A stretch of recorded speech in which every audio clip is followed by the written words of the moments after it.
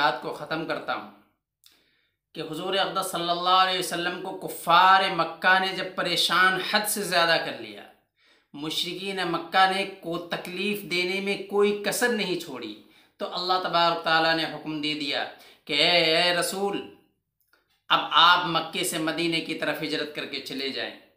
چنانچہ آپ صلی اللہ علیہ وسلم نے حضرت ابو بکر صدیق رضی اللہ تعالیٰ عنہ کو ساتھ لیا اور مکے سے مدینے کی طرف ہجرت کرنے کے لیے روانہ ہوئے۔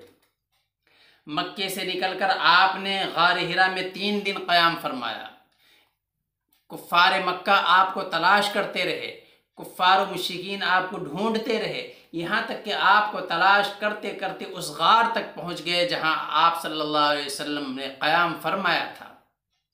حضرت ابو بکر صدیق رضی اللہ تعالیٰ عنہ نے کفار و مشرکین کو دیکھا تو کہا کہ اللہ کے نبی، یا رسول اللہ، یہ تو ہم تک پہنچ گئے ہیں، اگر انہوں نے اپنے قدموں میں نظر کر لی، اگر انہوں نے اپنے قدموں کو دیکھ لیا تو ہم انہیں نظر آ جائیں گے۔ تو اللہ کے نبی صلی اللہ علیہ وسلم نے ارشاد فرمایا کہ لا تحزن ان اللہ معنا، کہ غم نہ کرو، یہ مت سمجھنا کہ ہم ہیں، صرف ہم 2 ہیں، بلکہ اللہ تبارک تعالیٰ ہمارے ساتھ ہے، ہم 3 ہیں، تیسرا اللہ ہمارے ساتھ ہے۔ فرمایا لا تحزن ان اللہ معنا، بے شک اللہ تبارک تعالیٰ ہمارے ساتھ ہے، غم نہ کرو۔ ایک آپ نے تعلیم دی غم نہ کرنے کی۔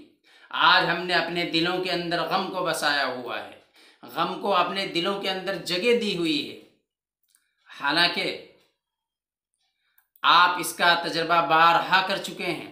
اگر آپ کا بیٹا امتحان میں فیل ہو گیا، آپ کو غم ہوا کہ آپ کے غم کرنے سے آپ کی اولاد پاس ہو جائے گی، وہ کامیاب ہو جائے گی۔ والد کی وفات ہو گئی، ہم نے غم کیا کہ ہمارے غم کرنے سے ہمارے والد واپس آ جائیں گے؟ نہیں نا۔ تو غم کا کیا جواز، غم کا کیا مطلب؟ کیا سوگ کرنے سے ہماری وہ چیز ہمیں واپس مل جائے گی؟ نہیں نا۔ تجارت میں نقصان ہو گیا، آپ نے رنج کیا، تو کیا رنج کرنے سے وہ نقصان نفع میں بدل جائے گا؟ غم نہ کریں، کیونکہ آپ ایک مصیبت پر غمگین ہوں گے تو 1000 مصیبتیں آپ کے سامنے آ کر کھڑی ہو جائیں گی، مصیبتوں کا ڈھیر لگ جائے گا، فقر و فاقہ پہ بے چینی ہوئی اور مصیبت بڑھ گئی، دشمنوں کی باتیں سوچ کر فکر مند ہوئے، اس طرح ان کی ہی مدد کر بیٹھے، آپ کو کسی آفت کا اندیشہ ہوا، وہ نہیں آئی۔ غم نہیں کرنا چاہیے، اس لیے کہ غم کے ساتھ خوبصورت گھر، ایک محل، کتنا ہی خوبصورت مکان بنا لیں، محل بنا لیں، کتنا ہی وسیع بنگلہ بنا لیں، وہ ساری خوبصورتی غم کی وجہ سے بیکار ہو جاتی ہے۔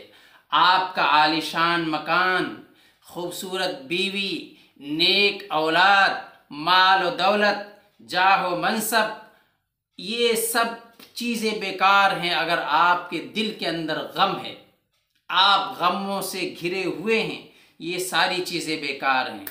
اس لیے کہ حسن و ملال ٹھنڈے پانی کو کڑوا کر دیتا ہے، عرق گلاب کو ایلوا کر دیتا ہے، باغ کو صحرا اور زندگی کو ناقابل برداشت قید خانہ بنا دے گا۔ اس لیے غم نہ کیجیے، حسن و ملال کو قریب نہ آنے دیجیے کہ آپ کے پاس اللہ نے 2 آنکھیں دی ہیں، آپ کو اللہ تعالیٰ نے 2 کان دیے ہیں، آپ کو اللہ تعالیٰ نے 2 ہاتھ اور 2 پاؤں دیے ہیں، زبان دی ہے، امن و امان ہے، عافیت ہے، صحت حاصل ہے، یہ ساری چیزیں اللہ تبارک تعالیٰ نے آپ کو دی ہیں، یہ ساری چیزیں اللہ تبارک تعالیٰ نے ہمیں عطا فرمائی ہیں۔ پھر غم کا کیا مطلب؟ پھر غم کا کیا زواج؟ آپ غم کیوں کریں، ہم غم کیوں کریں، جبکہ دین و عقیدے کی نعمت ہمیں حاصل ہے، گھر میں رہتے ہیں، روٹی کھاتے ہیں، ٹھنڈا پانی پیتے ہیں، خوبصورت لباس پہنتے ہیں، ساتھ دینے اور آرام پہنچانے کے لیے خوبصورت بیوی ہے، نیک اولاد بھی ہے، پھر ہم غم کس بات کا کریں؟ اس لیے میں کہتا ہوں اپنے قریب غم نہ آنے دیجیے، ہمیشہ خوش رہیں، رنج و الم سے ہمیشہ دور رہیں، اس چیز کو اپنے دل سے نکال دیں، کیونکہ اگر ہمارے دلوں کے اندر رنج ہوگا، غم ہوگا، تو ہم خوبصورت مکان میں رہتے ہوئے، نیک اولاد کے پاتے ہوئے، مال و دولت کے رہتے ہوئے بھی ہم خوش نہیں رہ سکتے۔